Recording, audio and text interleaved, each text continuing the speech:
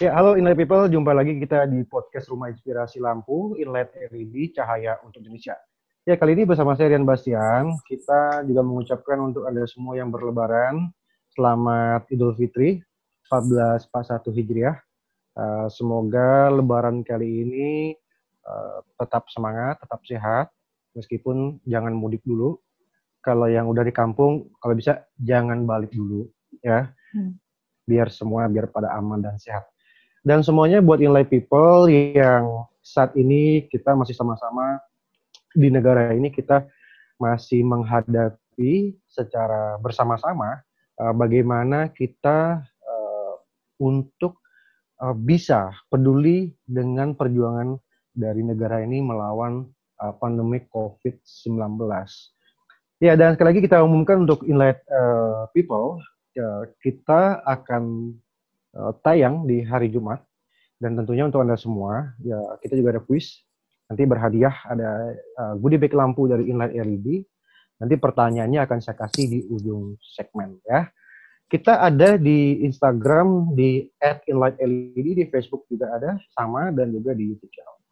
Ya, Inlight People yang menarik di baru-baru ini, kita kalau perhatikan di TV sedang sibuk bagaimana pemerintah bersama-sama dengan pemerintah pusat dan pemerintah daerah sedang betul-betul membendung yang namanya COVID-19, apalagi kalau kita lihat di berita di TV, dalam beberapa hari ini ada lonjakan pasien yang positif corona. Sebetulnya mengenai topik ini itu mungkin sudah banyak dibahas di beberapa channel dan TV yang lain pun ya. Cuman kali ini kita akan membahas satu hal yang menarik, di mana sejak ada COVID-19, ada seorang dokter muda yang dia rela untuk meninggalkan praktek atau kliniknya untuk menjadi relawan menangani pasien-pasien COVID-19, yaitu di Wisma Atlet. Oke, kali ini kita sudah bersama dengan Dr. Elisa Virgiana. Halo dokter. Halo semuanya. Baik. Baik ya. Oke, kita nyebutnya Inlight People, Dok. Oh, oke. Halo Inlight People. Oke. Dokter Elisa ini masih muda sekali ya. Dok, boleh tanya? Masih muda. Usia berapa, Dok, sekarang? Sekarang jalan 29. Oh, masih sangat muda ya. Oke. Oh, masih muda ya itu. Muda ya? Apa saya yang merasa tua? Bisa jadi. Oke, dokter. Jadi kami tertarik memang ya, karena selama ini memang kita sudah banyak lihat di channel-channel podcast yang lain, banyak narasumber membahas tentang COVID. Tapi ini mungkin bisa menjadi inspirasi bagi masyarakat Indonesia. Kalau seorang dokter pun yang masih muda dan perempuan itu rela meninggalkan prakteknya sendiri untuk menjadi relawan di Wisma Atlet ya dokter ya? Iya, di Wisma Atlet Kemayoran. Nah, Kemayoran. Untuk berjuang nih. Nah, kok kita di luar masih ya begitu-begitulah ya. Oke, Dokter Elisa. Kita ngobrol dong. Mungkin the people mau tahu nih. Dokter ini kebetulan praktek di mana sih, Dok? Boleh sharing deh nggak? Udah berapa tahun gitu? Oke. Jadi sebenarnya baru lulus di tahun 2016. Habis itu sejak lulus, tapi kan kalau misalnya dokter itu sekarang lulus nggak bisa langsung praktek sendiri. Jadi 1 tahun itu ada namanya internship, program internship. Nah itu setelah 2016, habis itu saya internship dulu 1 tahun. Setelah selesai internship, ya hitung-hitung 2017 baru mulai benar-benar praktek mandiri. Oke. Nah, praktek mandirinya itu sebenarnya dimulai dari orang tua juga. Gitu. Orang tua dokter juga? Orang tua dokter juga. Oke. Biasa dua-duanya? Buah nggak jatuh jauh dari pohon. Iya, dua-duanya. Iya, benar-benar. Wah, dua-duanya dokter ya? Iya. Oke. Dua-duanya dokter. Terus, habis itu nerusin, setelah 2017 itu, nerusin praktek pribadi itu di BSD, kebetulan di Anggrek Loka di BSD, praktek umum. Sorry, di BSD di mana ya dokter? Di Komplek Anggrek Loka. Ya barangkali the people ada daerah lain bisa mampir kan? Anggrek Loka ya. Sekalian promosi. ya di perumahan di Anggrek Loka, Oke, BSD. dekat rumah sakit Eka Hospital di daerah Oh, Eka BSD. Hospital. Ya. Tapi sorry saya potong. Kalau tidak salah, sebelum menjadi dokter itu kan ada yang namanya dokter muda, betul nggak sih dok? Yang ditaruh di daerah gitu, itu fase apa namanya yang dokter bilang tadi mungkin? Fase enggak sih. Jadi gini, kan pendidikannya total 5 tahun. 5 tahun. Jadi 3 tahun pertama, 3 tahun itu kayak bangku kuliah pada umumnya, yang benar-benar belajar di kuliah gitu, teori-teori lah 3 tahun. Terus setelah itu dilanjutkan 2 tahun yang orang biasa kenal dokter muda atau koas gitu, koasisten. Oh, koas, gitu, ya. koasisten. Ya, koas itu singkatannya koasisten itu. Setelah itu tapi lulus pun belum bisa punya sertifikat untuk praktek sendiri, tapi harus 1 tahun lagi internship. Panjang juga ya. Jadi kayak dokter intern. Oke. Total dah habis jadi selamanya menarik ya. 6-7 tahun lah gitu. 6-7 tahun untuk bisa praktek. Buat bisa praktek mandiri ya, atau kayak kerja bener-bener baru dunia kerja gitu. Waduh, jadi itu ya nilai people. Jadi Anda harus tahu perjuangan seorang dokter loh. Jadi nggak gampang ya. Panjang banget panjang, ya. Iya. Panjang. Gitu. Oke dokter, terus mungkin kita bisa ngobrol dong, maksudnya kenapa sih dokter masih muda, perempuan pula, udah enak-enak gitu ya praktek di BSD gitu. Ngapain gitu terjun ke Wisma Atlet? Saya aja ngeliat COVID takut gitu. Bisa nggak dok? Gitu ya. Sejak kapan sih dokter sebenarnya mulai terjun gitu untuk Kesini. nanganin jadi relawan lah? Jadi awalnya masih praktek mandiri. Kayak isu COVID ini sejak Desember, cuman kan di Indonesia kan baru-baru Februari akhir Maret gitu kan ya, kalau nggak salah. Yang katanya kebal nggak bakal kena gitu ya? Iya, yang akhirnya kasus pertamanya kan di Februari akhir Maret awal itu waktu itu. Iya. Nah, terus itu saya masih praktek biasa, masih jalan praktek mandiri, seperti biasa. Cuman terus lama-lama setelah isu COVID-nya ini udah bergulir, udah makin nggak jelas, penanganan awal kan maksudnya pemerintah kita dan juga dari kesehatan sendiri di Indonesia memang terkesan waktu itu belum siap. Jadinya banyak kayak SOP atau protokol-protokol yang belum benar-benar dibuat, disiapkan. Jadi untuk praktek mandiri, praktek pribadi juga waktu itu malah bikin dokter-dokter umum nih lebih was-was gitu malahan, termasuk saya sendiri. Karena kan belum siap gimana untuk pencegahannya, penanganannya gitu waktu itu. Nah, akhirnya tapi waktu itu saya masih tetap praktek jalan biasa, sampai akhirnya kok semakin ke bulan Maret tengah-tengah tuh kasusnya kan semakin meningkat, tapi nggak didukung dengan kita kesiapannya juga nggak berbanding lurus gitu ya. Betul. Nah, dan juga lagian dari masyarakatnya sendiri, jujur aja itu juga nggak ibaratnya nggak saling mendukung dan ya nggak mudah untuk dikasih tahu gitu ya. Dikasih tahu, benar, tingkat kesadarannya juga. Jadi untuk praktek pribadi itu jujur malah bikin tambah cukup was-was. Biarpun maksudnya kayak pasien sebenarnya masih tetap banyak, sampai akhirnya saya putusin untuk tutup praktek pribadi itu di bulan Februari, Maret, April. Ya, sekitar bulanan April itu udah tutup praktek. Dan waktu itu udah mulai tuh dibangun rumah sakit darurat. Kan ini yang Wisma Atlet nih sebenarnya nama lainnya RSDC, jadi Rumah Sakit Darurat COVID. Oh iya betul. Rumah sakit darurat COVID gitu ya. Memang dibangun khusus darurat. Waktu itu udah mulai rekrut relawan-relawan dari Ikatan Dokter Indonesia. Sempet waktu pas awal-awal udah lihat selebarannya kok emang ada panggilan gitu, kayaknya pengen untuk, orang kan bilangnya ini kan kayak frontliners gitu ya, jadi kayak memang benar-benar lini terdepan yang ketemunya memang langsung kasus COVID itu sendiri.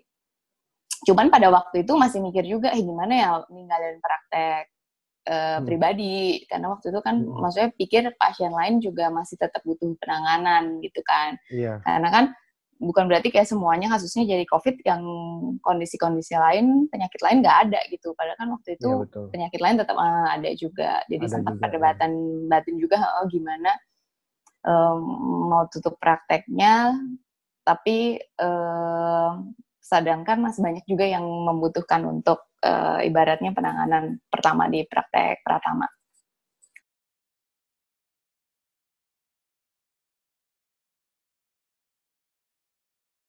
Terus habis itu, tapi semakin kesini lihat kasusnya peningkatannya semakin cukup drastis gitu.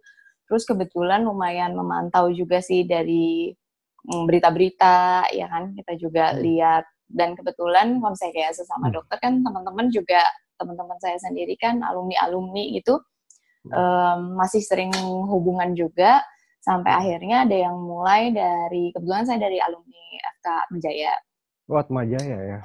Atmajaya, Pluit. Jadi terus dari sesama alumni ini ada yang udah duluan lah relawan ke Wisma Atlet ini. Jadi komunikasi ternyata dia bilang masih kurang dokter sekali pada waktu itu di sini. Jadi memang butuh relawan segera.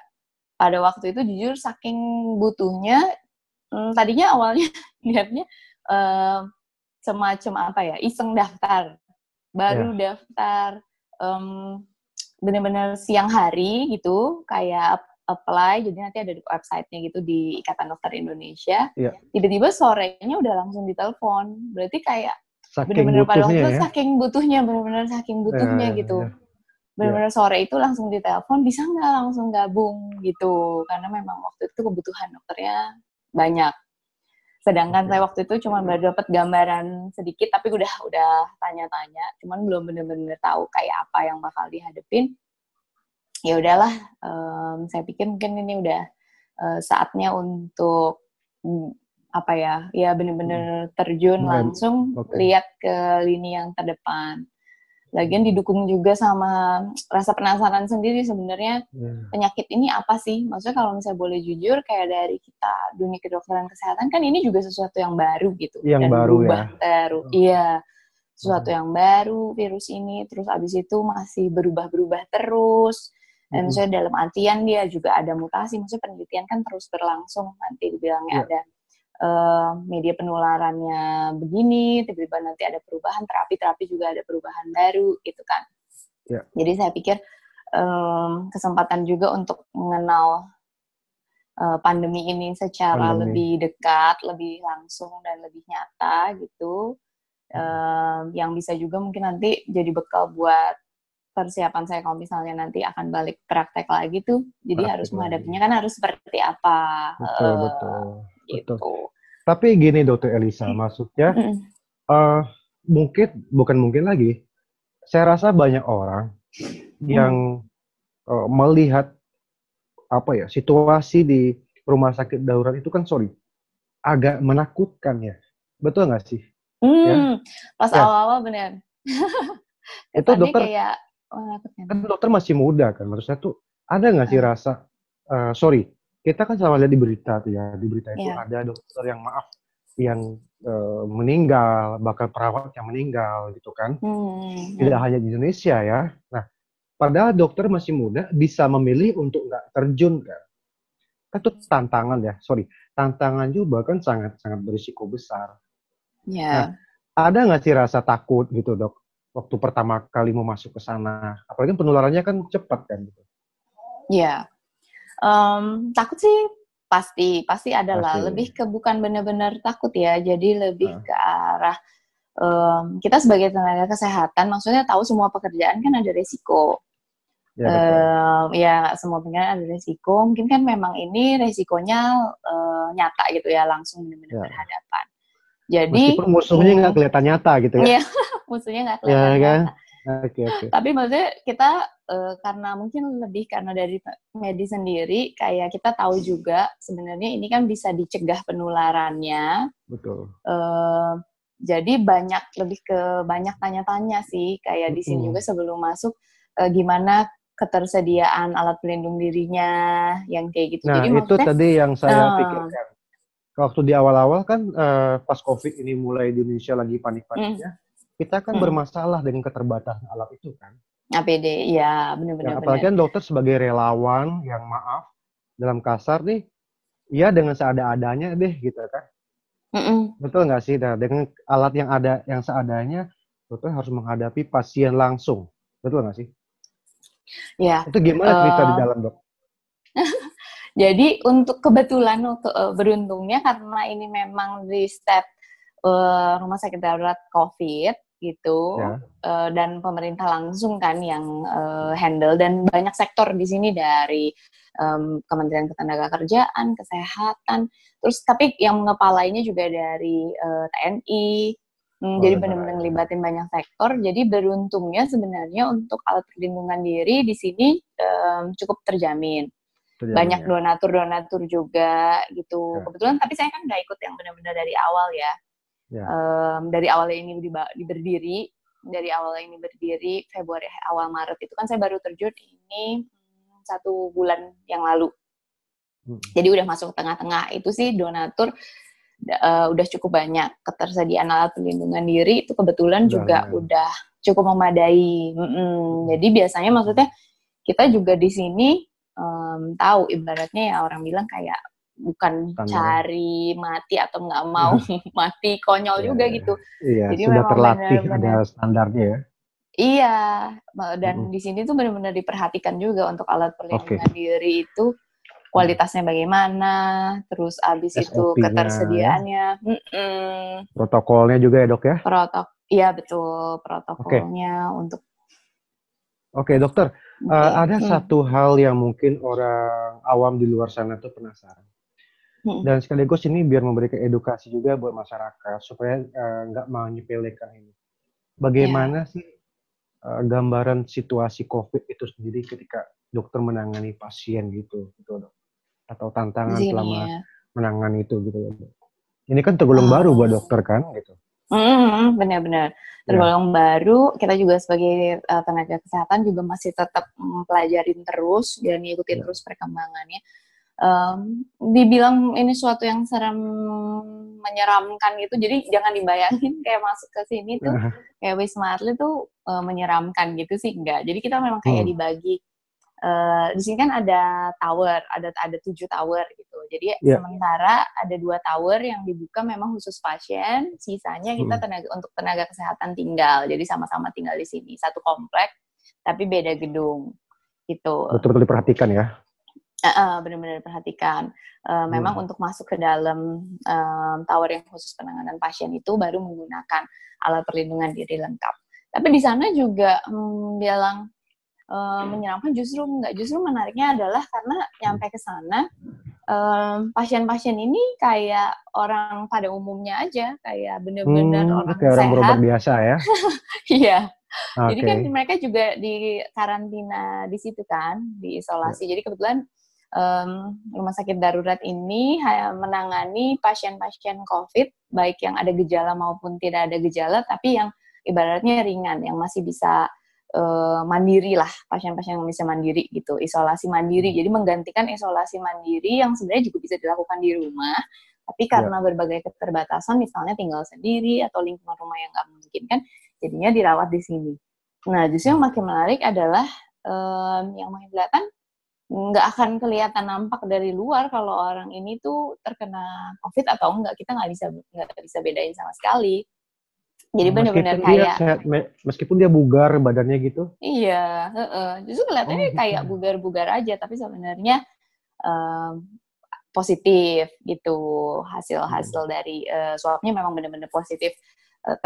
Kita bilangnya terkonfirmasi COVID gitu, memang benar-benar terkonfirmasi COVID. Jadi bukan menyeramkan gimana, tapi kita lebih membangun ini adalah untuk memutus rantai penularan itu sebenarnya. Karena rantai penularan. Jadi kan kita tahu mungkin memang orang-orang yang ada di sini sekarang total sekitar ada 1.200-an pasien, di atas 1.000 itu pasien semuanya itu sendiri. Terkait dengan khusus corona ya dokter ya? 1.000 sekian. Iya. Kapasitas dari rumah sakit darurat Wisma Atlet sendiri kira-kira sampai berapa ya dok kira-kira? Bisa besar ribuan sih, juga lah ya. masih Besar ya. bisa ribuan. Satu tower aja bisa katanya 1.500-an. Masih 200. ada 3 tower lagi yang belum dibuka. Nah, Jadi masih dokternya ada bisa berapa tampung banyak? banyak. Nah, itu dia Dokternya dokternya. Jadi kita dibagi ada 5 tim. Satu tim ya, sekitar 20-an. satu tim Satu tim 20-an. 20-an. Jadi total Oke. 100-an. Tapi Heeh. satu kali jaga, satu kali turun tuh 20 orang. Ada 20 orang. Kita 20 orang. Oke. Tapi Hmm. nggak ada ini kan dok, nggak ada satu paksaan kan bagi seorang dokter. Kamu harus turun ke sana. Ada nggak sih seperti itu? Oh, Nggak ada. enggak ada paksaan sama Jadi dokter sekali. boleh Namanya nggak? juga ini kan relawan. Hmm? Berarti seorang dokter bisa juga dia pilih nggak ikut gitu ya. Nggak ada suatu Iya, paksaan gitu. Oke, iya, berarti iya. disebutnya relawan lah ya. Namanya Oke, benar-benar ya relawan. relawan. Jadi emang daftar sendiri atas kerelaan sendirilah. Tuh.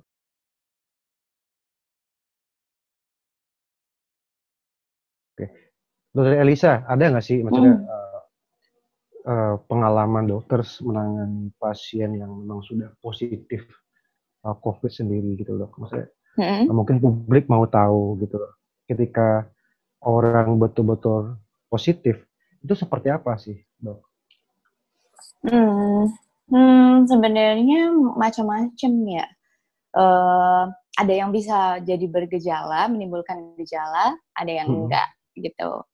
Mm-mm. Gejala, kalaupun ada dia bergejala bisa berat, bisa sedang, bisa ringan gitu gejalanya. Jadi nggak memang semuanya jadi berat, jadi sesak napas atau apa yang kayak dibayangkan gitu ya, jadi serem sih enggak. Mm-mm. Cuman yang memang lebih menantang adalah isu yang sebenarnya lebih penting karena harus isolasi mandiri, jadi berarti kan dijauhkan dari lingkungan sosial, dari lingkungan Ya, nyamannya dia kan, dari rumah harus di ya, sini sendirian. Jadi sebenarnya dampak psikologis, stresnya itu yang stres jauh ya, lebih banyak. Jadi salah satu lebih peran bahaya. kita dokter yang ada di Wisma Atlet ini relawan juga selain memang memastikan untuk terapinya, obat-obatannya benar-benar diminum, lihat memantau benar-benar kesehatannya, tapi yang jadi checklist penting utama juga memberikan dorongan moral atau ya kenyamanan secara psikologis gitu. Jadi Hmm. kita tanya kabarnya, ajak bicara gimana ya, apa ya, kondisi di sana gimana, mereka bisa Mm-mm. bertanya sama kita, atau karena kan jauh, bayangin kayak jauh dari keluarga dan Ya, lingkungan nyamannya pasti, dan itu kan nggak sebentar, ada yang rata-rata minimal 7-14 hari ada di sini, tapi ada juga yang sampai 40 hari, 30 hari tergantung dari masa penyembuhannya masing-masing kan. oh ada yang sampai 40 hari juga ya dok ya? Gitu, ada. Kalau Kalau 40 memang hari belum itu terbukti dia negatif. kenapa dok? Apakah memang sudah sangat positif atau ada sakit Hmm. yang lain atau gimana dok?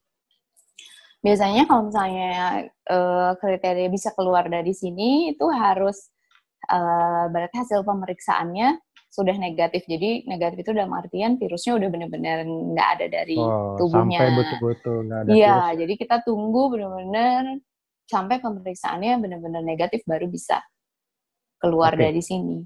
Ya. jadi tempat praktek dokter Elisa udah tutup hampir 2 bulan ya berarti ya?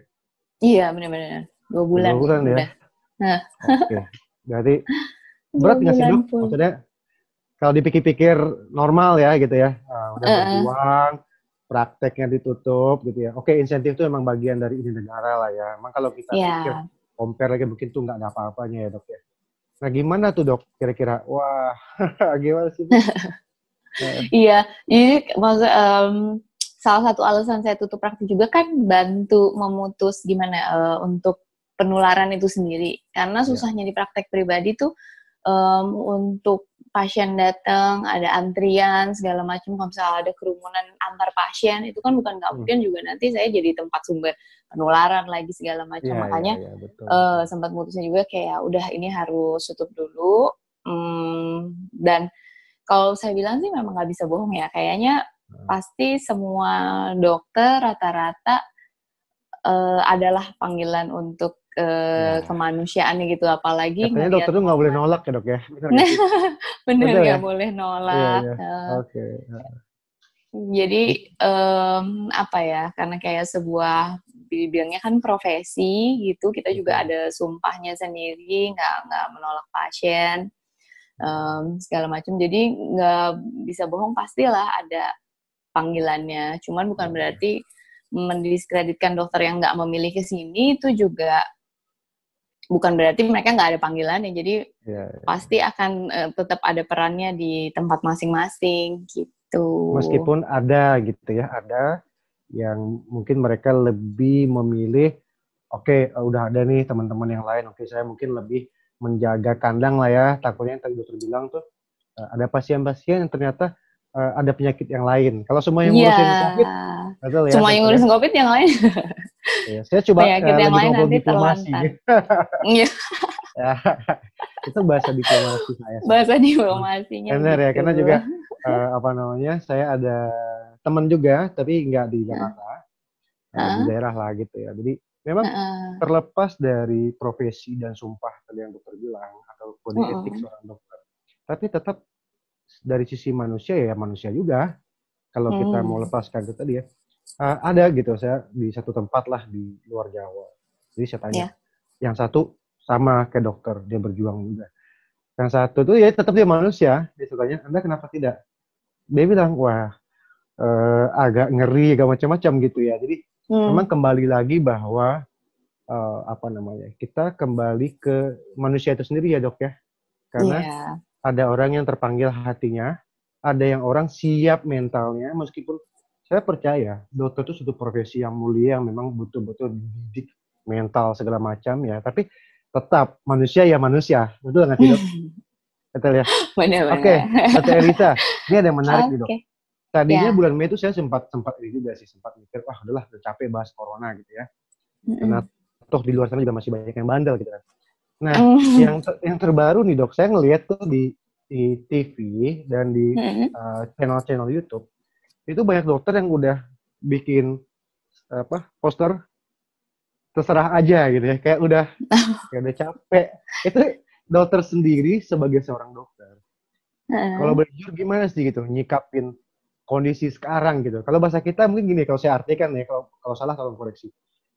Gua udah berjuang, tapi lu masih nggak ngerti juga, serah aja, bener gak sih? Itu gimana sih dok? Gimana ya? Beberapa waktu terakhir kayaknya banyak kan isu yang sempet kayak gitu ya, kayak ibaratnya bilangnya udah terserah aja deh masyarakat mau gimana. Tapi maksudnya dari kita, nah sekarang yang keren lagi adalah kami belum menyerah gitu kan hashtagnya. Jadi jadi maksudnya memang benar-benar terserah dalam artian gimana pun masyarakat di luar, tapi ya di sini kita masih tetap berjalan terus dan masih tetap berjuang terus gitu. Mungkin tadi sempat kesel, cuman akhirnya naluri dokternya keluar lagi ya. Iya benar, jujur gitu ya. Benar-benar. Kalau saya jadi dokter juga pasti gitu dok. Awalnya kesel dulu ya. Kesel dulu dok, kalau saya bayanginnya gitu ya kalau lihat gesturnya ya. Iya. Saya lihat dokter itu betul-betul dengan APD lengkap, sampai nggak bisa nafas gitu ya, berjuang siang malam. Nah kalian pada keliaran gitu sih, terserah deh. Gitu. Itu nggak sih? Bener, kalau misalnya ngelihat kayak gitu, memang kayaknya soalnya masalahnya dari kondisi sekarang pandemik ini tuh komponen utamanya sebenarnya masyarakat itu sendiri gitu kan. Jadi pemeran utamanya mereka, jadi pencegahan atau pengontrolan dari penularan sebenarnya paling utama kan dimulainya dari sosial dari masyarakat itu sendiri kan. Kita yang udah ada di sini, jangan minta, maksudnya artian dokter yang untuk cepat mengusir corona atau menyembuhkan gitu. Yang justru memang kerjasama yang paling penting. Gitu ya. Iya, kerjasama yang paling penting harusnya udah benar-benar dimulai dari rumah, dari masyarakat itu sendiri gitu. Jadi yang sebenarnya kekecewaan awalnya kan di situ, tapi ya nggak, maksudnya sama sekali bukan terserah artinya menyerah gitu. Dalam artian jadi tetap belum menyerah. Iya, tetaplah kita dokter gitu ya. Iya. Udah risikonya ya dok ya.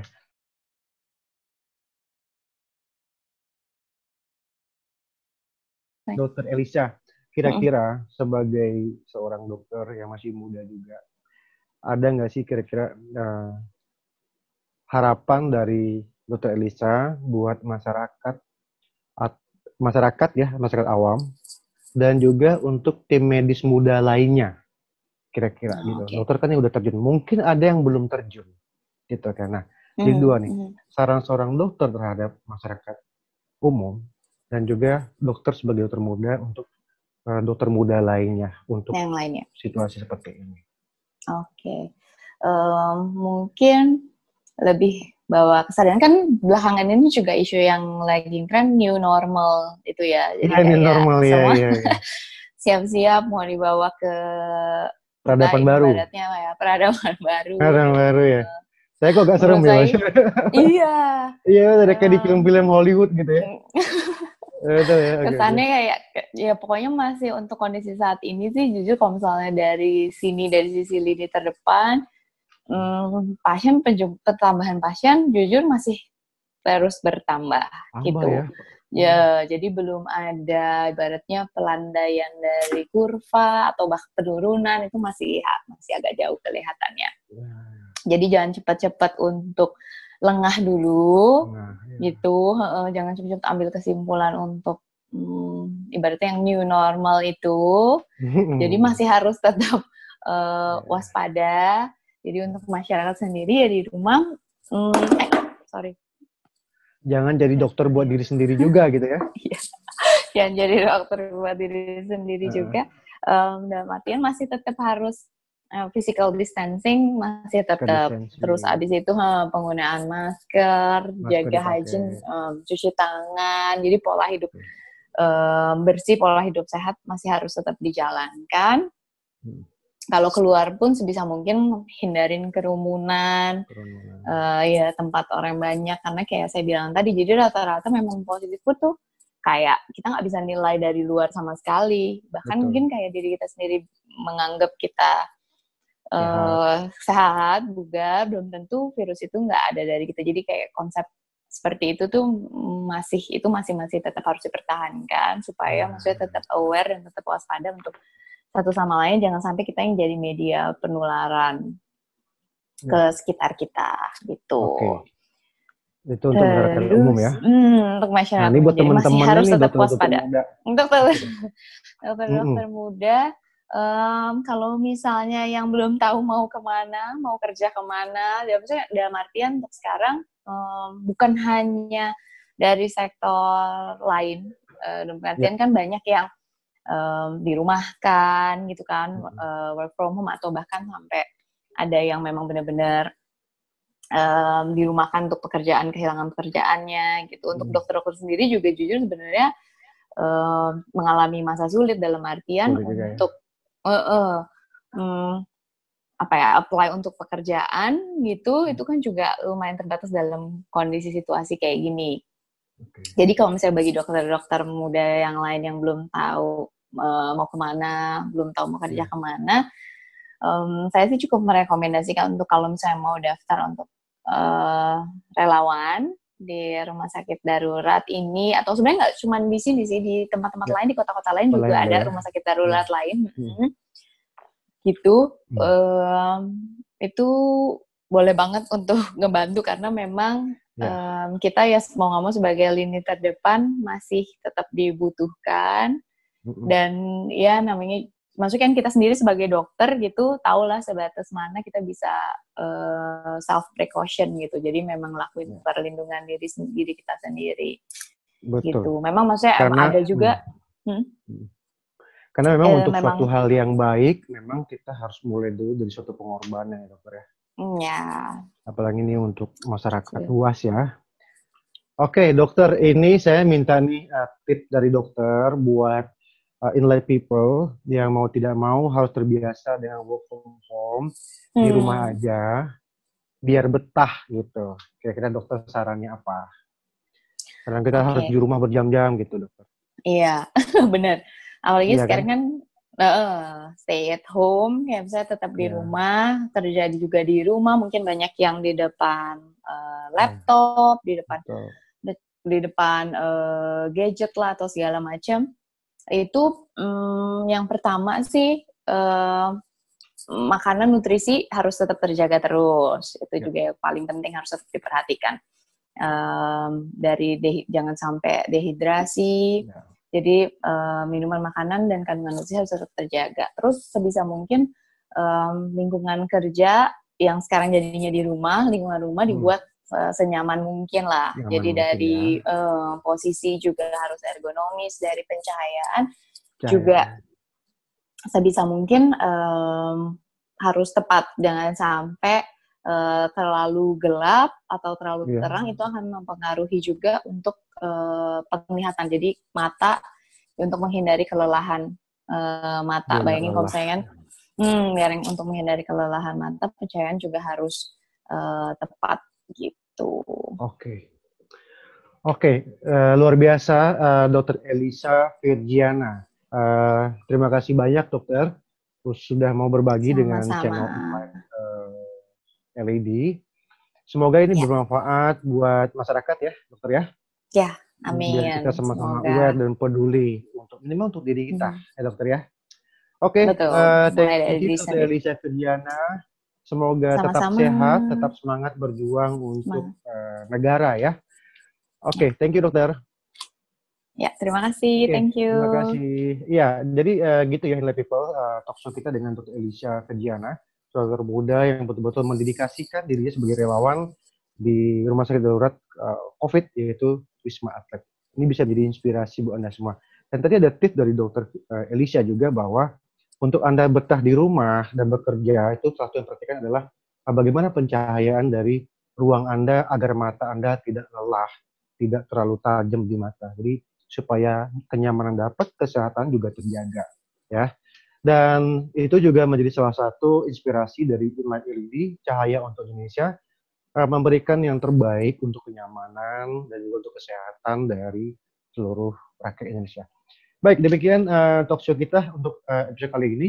Kita ada kuis. Pertama, sebutkan nama dokter tamu kita hari ini. Kedua, sebutkan nama tempat beliau praktek. Hadiahnya ada goodie bag lampu dari Inlight LED.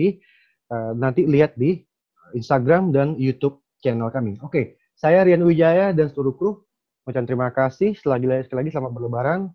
Dan untuk Anda semua yang di luar sana, mari kita sama-sama jaga diri dan untuk memutus mata rantai dari COVID-19. Oke, terima kasih. Acara ini dipersembahkan oleh Inlight LED, Cahaya untuk Indonesia. Inlight LED.